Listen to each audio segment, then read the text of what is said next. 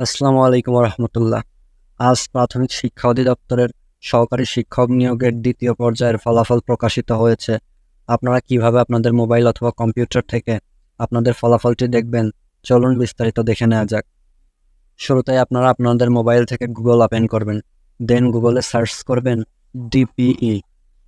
DPE লিখে search করার পর আপনাদের সামনে প্রথম যে ওয়েবসাইটটি আসবে, আপনারা সেই ওয়েবসাইটটিতে প্রবেশ করবেন। দেন আপনাদের সামনে এমন একটি ইন্টারফেস শো করবে।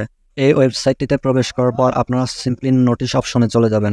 নোটিশ অপশনে যাওয়ার পর আপনাদের সামনে প্রথম যে নোটিশটি শো করবে, অর্থাৎ মে মাসের 15 তারিখে যে নোটিশটি প্রকাশিত হয়েছে, সরকারি শিক্ষক নিয়োগ 2023 পরীক্ষা দ্বিতীয় গ্রুপ রাজশাহী, খুলনা এবং ময়মনসিংহ বিভাগের চূড়ান্ত নিয়োগের প্রাথমিকভাবে নির্বাচিতদের যে নোটিশ প্রকাশ করেছে, আপনারা সিম্পলি এইখানে ডাউনলোডের নিচে পিডিএফ, এই পিডিএফ অপশনে ক্লিক করে দেবেন। পিডিএফ অপশনে ক্লিক করার পর আপনাদের ফোনে আপনাদের পিডিএফটি ডাউনলোড হয়ে যাবে। দেন আপনারা পিডিএফটি ওপেন করবেন। দেন পিডিএফটি ওপেন করার পর আপনারা আপনাদের চূড়ান্ত পর্যায়ের ফলাফলটি দেখতে পারবেন।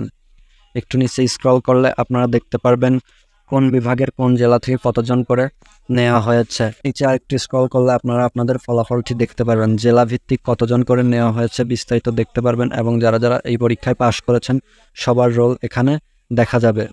সো এই ছিল আজকের ভিডিও। আশা করি আপনারা সম্পূর্ণ বিষয়টি বুঝতে পেরেছেন। দেখা হবে নতুন কোনো ভিডিওতে। ততক্ষণ পর্যন্ত সবাই ভালো থাকবেন। আল্লাহ হাফেজ।